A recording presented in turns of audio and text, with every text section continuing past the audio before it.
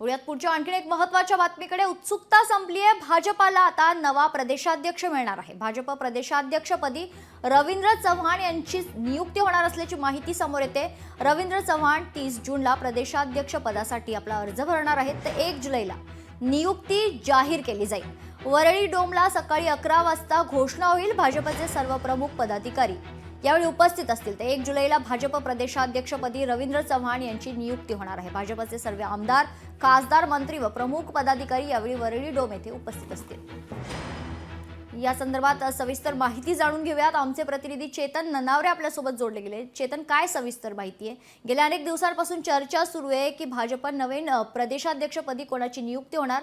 आता रवींद्र चव्हाण यांचं नाव जवळजवळ निश्चित झालंय। चेतन, निश्चितच एकंदरीतच याच प्रकरणामध्ये सातत्याने चर्चा होत होती की प्रदेशाध्यक्ष पद असतानाही कार्यकारी अध्यक्षपद ही नवीन पदाची निर्मिती भाजपने केलेली होती, कारण रवींद्र चव्हाण यांच्याकडे संघटनेची संपूर्ण धुरा द्यायची होती।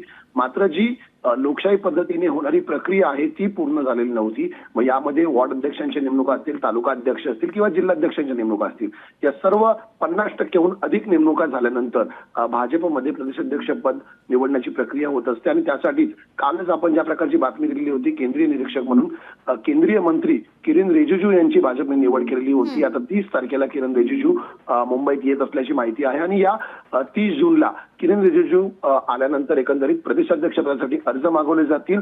जर एकाहून अधिक अर्ज आले तर निवडणूक होऊ शकते। मात्र सध्या परिस्थितीमध्ये रवींद्र चव्हाण हे एकमेव अर्ज भरताना पाहायला मिळू शकतात आणि 1 तारखेला एकच अर्ज असल्यामुळे त्यांची प्रदेशाध्यक्ष पदावर निवड जाहीर केली जाईल। मुख्यमंत्री देवेंद्र फडणवीस यांच्यासहित जे मावळते प्रदेशाध्यक्ष आहेत चंद्रशेखर बावनकुळे या दोघांच्याही प्रमुख उपस्थितीमध्ये हा कार्यक्रम पार पडेल। वरळी डोम या ठिकाणी सकाळी 11 वाजल्यापासून 1 वाजेपर्यंत या कार्यक्रमाचं आयोजन करण्यात आलेलं आहे।